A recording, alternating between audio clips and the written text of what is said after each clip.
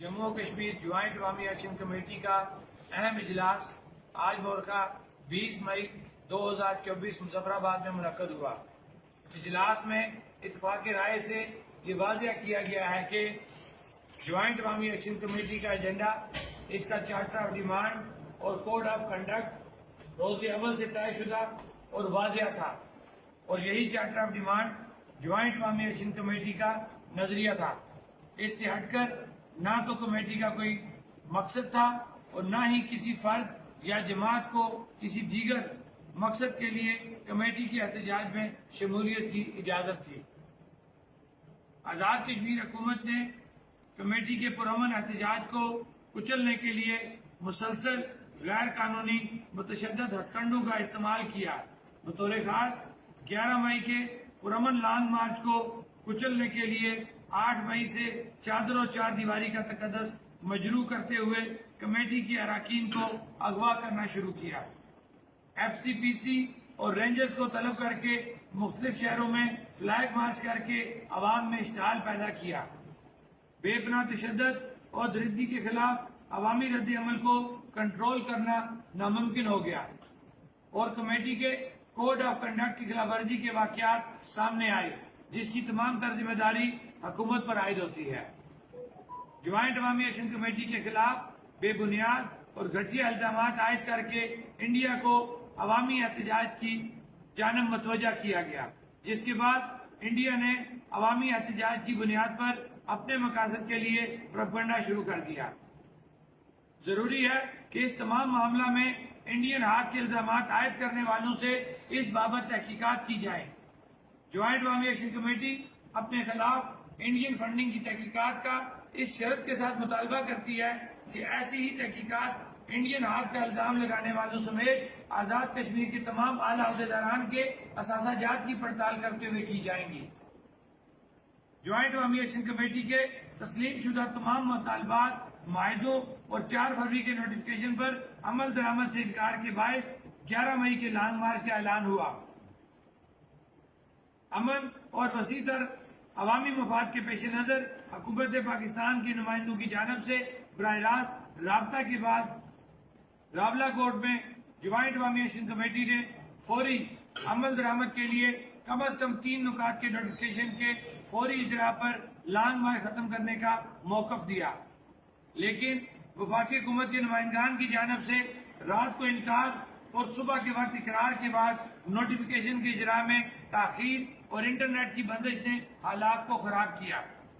واضح رہے کہ راولہ کورٹ میں رات کو مذاکرات کے بعد کمیٹی کے ساتھ مزید کسی قسم کے مذاکرات نہ ہوئے، صرف نوٹیفیکیشن طے شدہ امور کے مطابق اجرا کے لیے فون پر رابطہ ہوتا رہا۔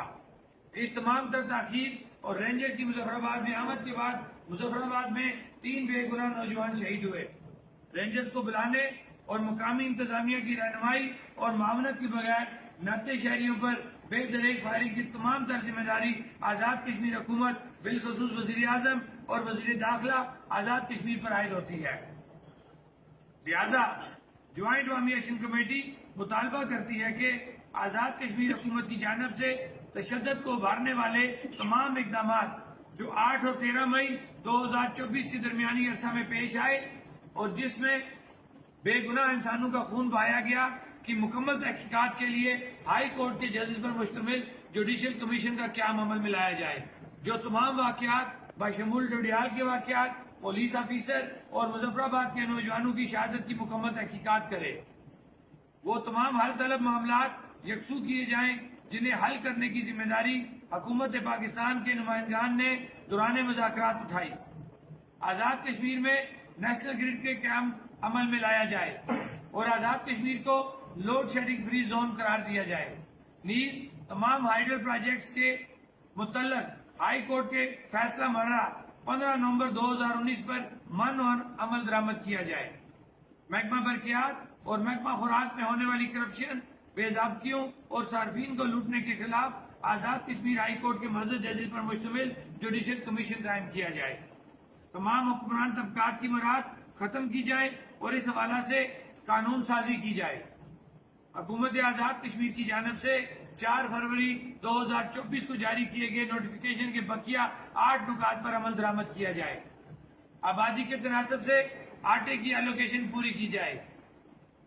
2022 से आज तक जम्मू कश्मीर ज्वाइंट अवामी एक्शन कमेटी के कारकुनान पर वादा के मुताबिक तमाम मुकदमात खत्म किए जाए और मीरपुर में कैद 7 असीरान समेत दीगर तमाम असीरान को फिलफोर रहा किया जाए।